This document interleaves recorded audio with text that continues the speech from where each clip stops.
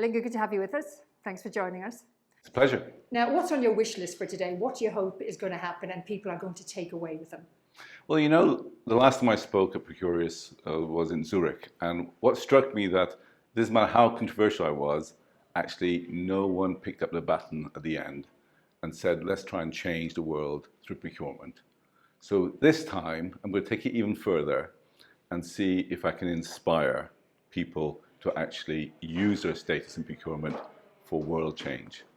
Tell me, why is blockchain procurement's secret weapon? Well, procurement people are, I guess, a little boring, and they're very process-driven, and blockchain is a process. So, in other professions, like doctors, you have the Hippocratic Oath that you want to save the world. Accountants at least pretend that they're doing things for ethics. It's part of their charter. Procurement seems to have missed the boat. Even though benefit for the public is part of the charter, for example, SIPs, they haven't taken that mantle. And I think it's because the people are very process-driven. They're not entrepreneurial-driven. So what I'm hoping for blockchain is a process that delivers their public value and their public good. And that's why I'm excited.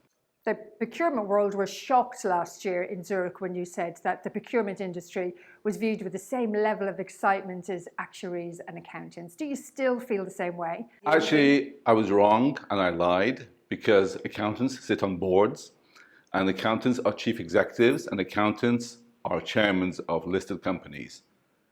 There are no one in procurement who's a chief executive or a chairman of a listed company. Almost no representation on the board. So actually, I was doing procurement a favor in that statement. Why is it important for procurement to bring value back into the workplace? Okay, so I guess it's the raison d'etre of why you're in procurement, all right? Why is it a profession? A profession has to do something which is strategic. Even a traffic warden says something for good, right?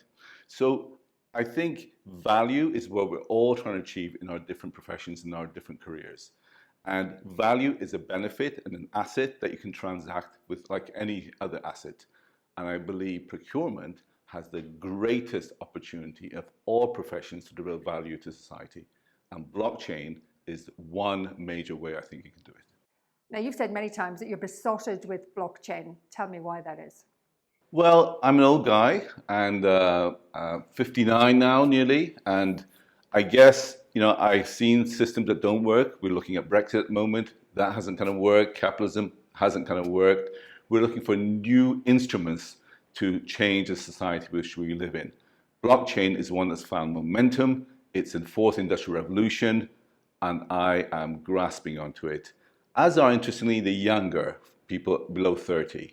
So old people like me and younger people are grasping blockchain. It's the ones in between that are caught up in the ladder that are somehow missing the boat.